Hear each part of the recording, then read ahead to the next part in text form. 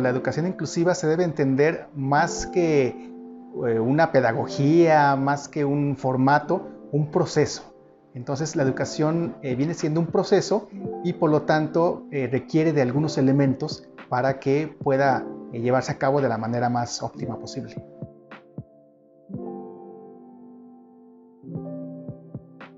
Lo que se requiere para una inclusión educativa de calidad, primeramente necesitamos que haya sensibilización acerca del tema o de la condición de la persona, ¿no? Si tenemos personas con discapacidad psicosocial, bueno, que el profesor sepa qué es una discapacidad psicosocial, cómo atender la discapacidad psicosocial. También los compañeros, ¿no? Del nivel incluso desde preescolar hasta educación superior, que sepan pues en qué consiste esa condición que tiene su compañero, y más allá de verla como una discapacidad o de verla como que es algo raro, más bien se ve como una diversidad. Entonces me parece que eso es lo que enriquece y por eso decimos que es un proceso, ¿no? Y ya bueno, después de estas dos cosas importantes, yo creo que lo que viene a continuación, pues sí, o sea, es tener el conocimiento para saber cómo me voy a acercar a ti con estudiante con alguna condición en particular, cómo explicar las cosas, cómo puedas entenderlas de mejor manera, cómo hacer que haya un ambiente realmente incluyente, y son de las primeras cuestiones que hay que tener en este proceso. Bueno, aquí en México la educación inclusiva tiene diferentes progresos en los estados. En algunos va más adelante, en algunos va muy atrasado. Ello porque es un compromiso del Estado mexicano esta cuestión de la inclusión educativa, y por lo tanto de repente en un momento a otro nos volvimos incluyentes, ¿no? O sea, por decreto. Y obviamente pues eso requirió que hubiera capacitación docente, requirió sensibilización, requirió pues muchísimas cosas. Entonces pues los gobiernos estatales han tenido que afrontar la cuestión de la inclusión de diferentes maneras. Entonces por eso no podemos decir, pues mira, vamos en este nivel, todos tenemos, ya alcanzamos esto. Habrá lugares donde incluso la cuestión de la inclusión educativa todavía pues es de ir a tocar puertas, de pedirle el favor a los directivos que admitan a los estudiantes, etcétera. Y habrá otros donde ya por ley pues se tienen que abrir las puertas sin ninguna otra cuestión ni impedimento. Entonces por eso no podemos decir estamos en este nivel, sino que pues hay diferentes niveles en todo el país. Aquí en la región, en Latinoamérica, pues también es lo mismo, ¿no? Hay países que han puesto mayor empeño en esta cuestión de la inclusión, pero también debido a su propio sistema educativo, ¿no? Por ejemplo, en Argentina tienen un sistema educativo no dicotómico como el nuestro, ¿no? O sea, dicotómico, ¿a qué me refiero? Que estaba la educación especial y la educación normal, ¿no? La educación regular. En Argentina no, o sea, en Argentina hay un nivel intermedio donde los estudiantes con alguna condición de discapacidad pues podían estar ahí, y cuando estaban listos entonces saltaban ya la cuestión de la educación irregular, ¿no?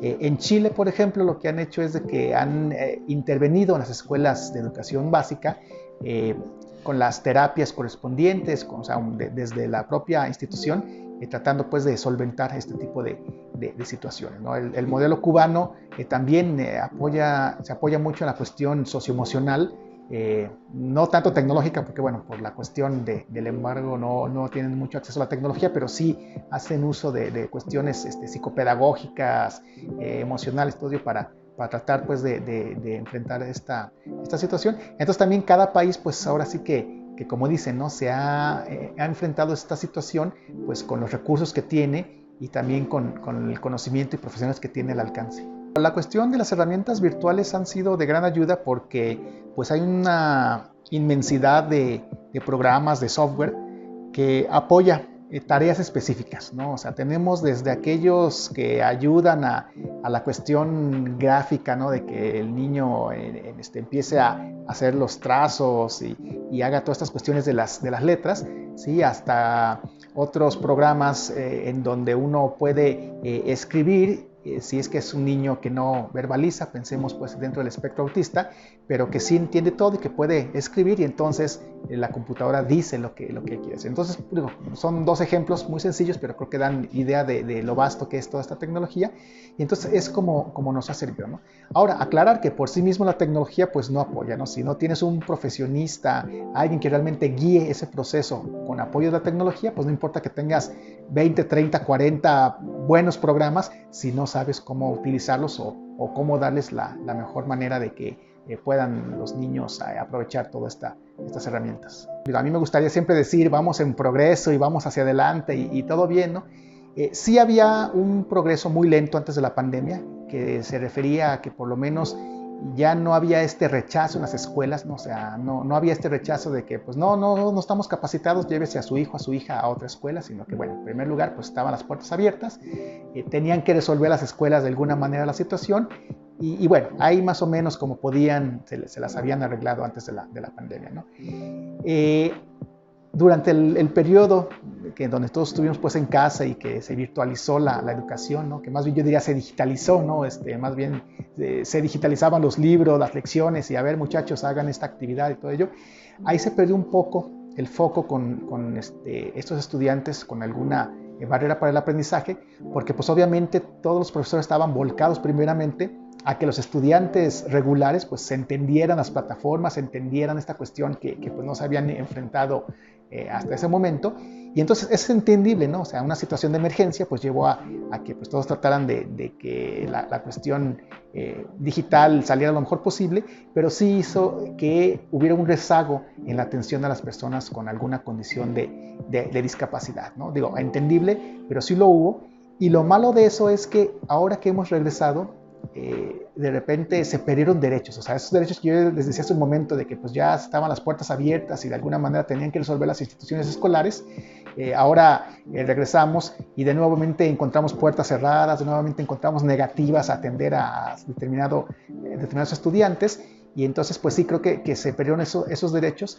pero no tanto por el uso de la tecnología o la virtualización, sino como que de repente ahí pasó algo que a los directivos se les olvidó que ya éramos o que empezábamos a ser incluyentes antes de la pandemia. Cuando hablamos de educación inclusiva, o sea, estamos hablando del acceso a todas las personas, ¿no? Con cualquier tipo de condición, no nada más con discapacidad. En mi caso, pues sí, yo me he abocado al estudio de las personas con trastornos del espectro autista, pero la educación inclusiva se refiere incluso a personas migrantes, a personas indígenas, obviamente a personas con discapacidad, con todas las discapacidades pues, que podamos nombrar en un momento, incluso a aquellas personas que están en tránsito, ¿no? Digamos que no es una migración de un país a otro, sino que están en tránsito por situaciones laborales de las familias, entonces también esas tienen el derecho a estar incluidas, hasta a ir a una semana, 2 semanas, 3 semanas a determinada escuela en un lugar y luego cambiarse a otra. Entonces cuando hablamos de esta inclusión nos referimos pues a todas las personas, ¿no? Y muy ligado está este concepto que se llama barreras para el aprendizaje, porque precisamente también decimos, a ver, ahora no es nada más que yo tenga una discapacidad para tener una barrera, ¿no? Puede ser un estudiante cuyos padres están divorciando, por ejemplo, que obviamente pues ahí es una situación emocional, entonces ya eso es una barrera para el estudiante, ¿no? Puede ser alguien que perdió a una familia, sobre todo pues ahora un familiar, sobre todo ahora que estuvimos pues en pandemia y que se perdieron muchas vidas, pues también, o sea, hay una situación en particular que debe ser atendida, ¿no? Esta situación que hubo ahora de cuestiones psicológicas, ¿no? de regreso, mucha cuestión depresión, todo este tipo de situaciones también tendrían que estar dentro de la cuestión de la inclusión educativa, ¿no?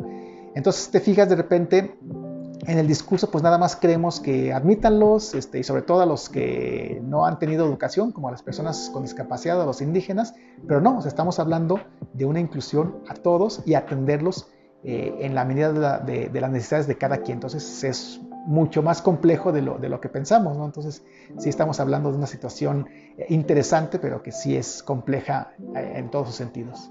Yo creo que esta situación de pandemia sí dejó varios aprendizajes, quizás algunos todavía en este proceso de construcción del propio aprendizaje. La primera es que se ha visto que la educación virtual pues realmente es una educación de calidad, es una educación que está bien pensada, ¿no? Que tiene una metodología, toda una estructura, y que antes de la pandemia pues muchos dudaban, ¿no? de la educación virtual, ¿no? Bueno, se demostró que una educación virtual realmente llevada bien a cabo pues es tan buena como una educación presencial, e incluso hay perfiles en donde la educación virtual favorece más al estudiante, ¿no? O sea, dependiendo pues los canales de aprendizaje y sus estilos y todas estas cuestiones, algunas sí favorecen al estudiante, y obviamente pues en otros casos no, o sea, requiere el estudiante de la presencia de los compañeros y este tipo de situaciones, ¿no? La segunda yo creo que es encontrar esta cuestión de la diversidad y cómo atendemos a la diversidad más allá de lo presencial, ¿no? A lo mejor es más fácil de repente en lo presencial pues atender a una persona con discapacidad visual o una persona con discapacidad auditiva, y en lo virtual fue un reto, ¿no? Y bueno, sigue siendo un reto de cómo atenderlos. Pero como decía yo, o sea, si nos metemos a investigar, pues veremos que hay software, que hay equipos de cómputo, etcétera, que están ya incluso preparados para poder apoyar a estos estudiantes, ¿no? Lo hemos hecho aquí en este tema de universidad virtual, que pues siempre hemos tenido una demanda muy importante de estudiantes con alguna discapacidad, y que se le ha atendido desde antes de la pandemia, ¿no? Estoy hablando que desde hace 10 años ya hemos tenido con estudiantes que de alguna u otra manera pues tenemos que apoyar, y obviamente ha sido como el ensayo y error, ¿no?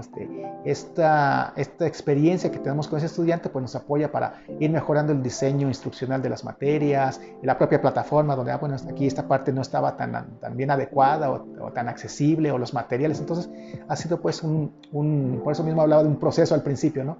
Este proceso que poco a poco pues ha ido caminando y evolucionando.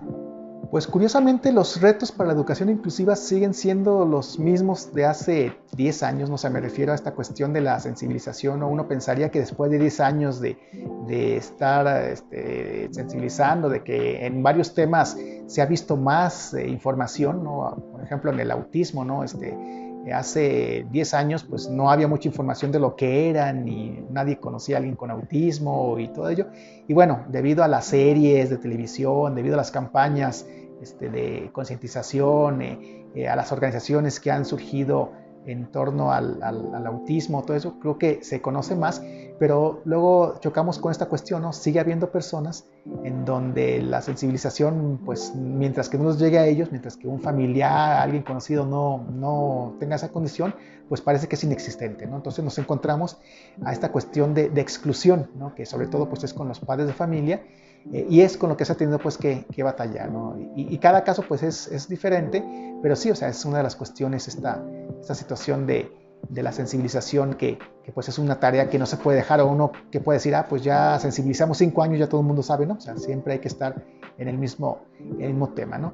Y obviamente pues la capacitación, ¿no? Que siempre pues también la capacitación es necesaria para saber cómo atender a los estudiantes, y sobre todo a veces uno podría creer, bueno, ya me capacité, ya tomé tales cursos, y luego llegan estudiantes con la misma condición y son diferentes, ¿no? Entonces también pues entender que aunque sea una condición similar, pues todas las personas como personas son diferentes, y entonces también ahí hay que ver cómo es el proceso de aprendizaje. Y bueno, es como un círculo virtuoso, ¿no? Porque bueno, esto nos lleva a seguir cada vez más aprendiendo, cada vez más poniendo atención y mejorando en esta situación. Sí, bueno, también comentar que, como yo decía, esto de la educación inclusiva no solamente es a nivel básico, ¿no? O sea, también es muy importante. Uno piensa que son niños, que las primarias sean incluyentes, la secundaria y se acabó, ¿no? Como si al momento de pasar el bachillerato se les quitara la condición que tienen, y no, o sea, son personas que van a seguir teniendo la misma condición, por lo tanto requieren de apoyos, a lo mejor cada vez menos, pero pues toda la vida requerirán estos apoyos. Y entonces, al menos en lo que es la Universidad de Guadalajara, estamos tratando de que desde el bachillerato siga habiendo estas redes de apoyo, esta cuestión de capacitación, esta sensibilización a la diferencia en todos los programas de licenciatura, y bueno, obviamente en este posgrado, ¿no? Entonces, no nos se queda nada más en la educación básica, sino que pues eso, todo lo que es la educación, todos los niveles educativos tienen que ser incluyentes.